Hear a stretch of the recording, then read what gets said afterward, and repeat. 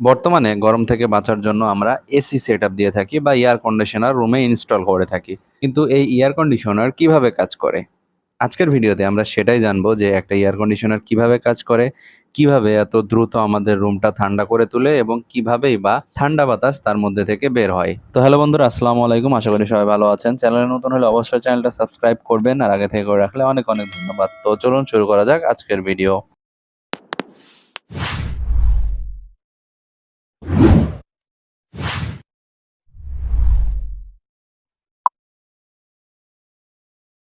Air conditioner কিভাবে কাজ করে বা এসি কিভাবে কাজ করে সেটা নিয়ে কথা বলার আগে আমরা একটু আইস বা বরফ নিয়ে কথা বলবো। সাধারণত বরফ যদি আমরা ফ্রিজ থেকে বের করে বাইরে কোনো জায়গায় রাখি বা হাতে নিয়ে রাখি, তাহলে দেখা যাবে কিছুক্ষণের মধ্যে বরফটা গলা শুরু হয়ে গেছে। তো বরফটা গলা কেন শুরু হলো? নর্মালি একটা ঠান্ডা জিনিস গরম জিনিসকে কাছে টেনে নেয়। তো সেম একইভাবে বরফটা ঠান্ডা, ধরে নিলাম যে সেটা 0 ডিগ্রি সেলসিয়াসে আছে। তো যখন সেটা ঠান্ডা বরফ অবস্থায় আছে, পাশের যে গরম আবহাওয়াটা সেটা সে নিজের কাছে টান দিবে এবং নিজে গলা শুরু করবে। তো এটাই হচ্ছে প্রকৃতির নিয়ম। তো এবার যদি আমরা চলে যাই এসির ক্ষেত্রে, এসিও সেম একই কাজ করে থাকে। তার ভিতরে ঠান্ডা একটা পরিবেশ তৈরি করে এবং সে ঠান্ডা হাওয়াটা আমাদের রুমের মধ্যে ছেড়ে দেয়, এবং যখন রুমের মধ্যে সে ঠান্ডা হাওয়াটা আসে, তখন একই সাথে রুমের যে গরম সে গরমটাও এসি টেনে নেয় ভিতরে। একটা এয়ার কন্ডিশন সিস্টেমে দুইটা কয়েল থাকে। যেটা রুমের ভিতরে থাকে সেটাকে বলা হয় এভাপোরেটর, এবং যেটা থাকে বাইরে সেটাকে বলা হয় কন্ডেন্সার। এবং এই কয়েলের ভিতরে ব্যবহার করা হয় রেফ্রিজারেন্ট গ্যাস। রেফ্রিজারেন্ট 22 এবং রেফ্রিজারেন্ট 410A, এই দুটা গ্যাস এয়ার কন্ডিশনারের কয়েলের মধ্যে ব্যবহার করা হয়।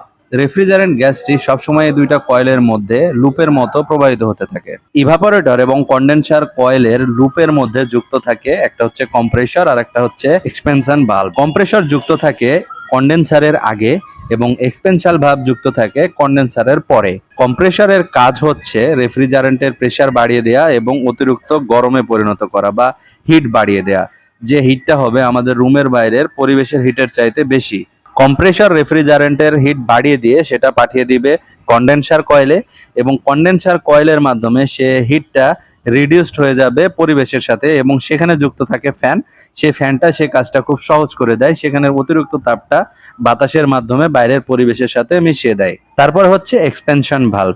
এক্সপেনশন ভালভ ঠিক কন্ডেনসারের পরেই যুক্ত থাকে। এক্সপেনশন ভালভের কাজ হচ্ছে রেফ্রিজারেন্টের প্রেসারটা কমিয়ে দেওয়া।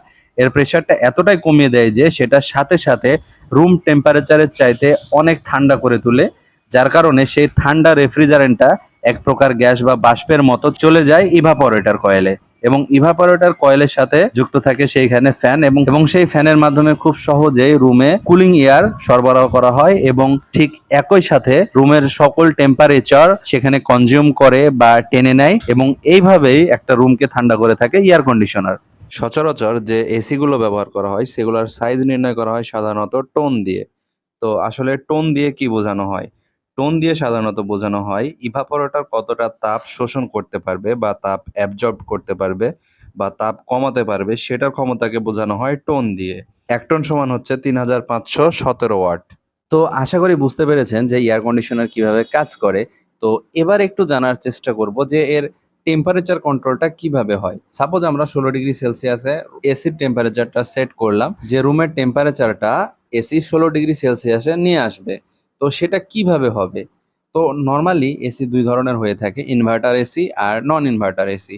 নন ইনভার্টার এসির ক্ষেত্রে এক্সপেনশন ভালভের কাছে ছোট্ট আরেকটি হিট সেন্সিং ডিভাইস থাকে, এবং তার ভিতরে আলাদাভাবে রেফ্রিজারেন্ট দেয়া থাকে।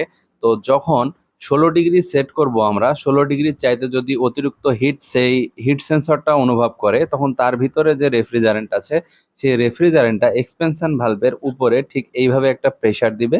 প্রেসারের ফলে এক্সপেনশন ভালভের ভিতর দিয়ে যখন রেফ্রিজারেন্টটা যাবে, তখন তার প্রেসারটা সেখানে আরো কমিয়ে দিবে, যার ফলে আরো ঠান্ডা হবে, এবং তখন এসি থেকে আরো ঠান্ডা বাতাস বের হবে। এবার যদি চলে যাই ইনভার্টার এসির ক্ষেত্রে, ইনভার্টার এসিতে টেম্পারেচার কন্ট্রোল করা এখন খুবই সহজ। তার কারণ হচ্ছে শুধুমাত্র কম্প্রেসার মোটরের স্পিড কন্ট্রোল করার মাধ্যমে টেম্পারেচারও কন্ট্রোল করা যায়। এখানে টেম্পারেচার 16 ডিগ্রি সেলসিয়াস দিলে সেখানে কম্প্রেসার স্পিড বা মোটরের স্পিডটাও কন্ট্রোল হয়ে যাবে, এবং সেই অনুযায়ী টেম্পারেচার বা সেই অনুযায়ী ঠান্ডা আবহাওয়া রুমের মধ্যে প্রবাহিত হবে। তো এই ছিল আজকের ভিডিওতে। যদি ভিডিওটি ভালো লাগে অবশ্যই লাইক দিবেন, চ্যানেলে নতুন হলে চ্যানেলটা সাবস্ক্রাইব করবেন। ধন্যবাদ।